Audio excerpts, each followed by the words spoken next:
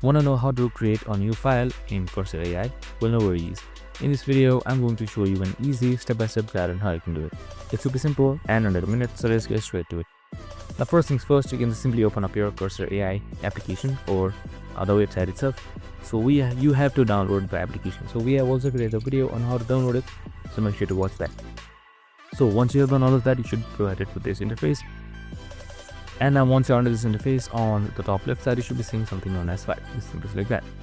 So now once I've created file here, you should be seeing new text file. This is how you create a new file. Just simply like that.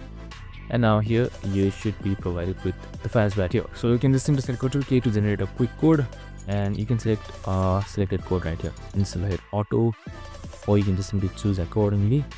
And now once you have done that, you should automatically generate a code just like this. And that's it. Super simple and easy. I hope this video helped. If it did, make sure to like, subscribe, and tune in with us for more of these videos. See you in the next one.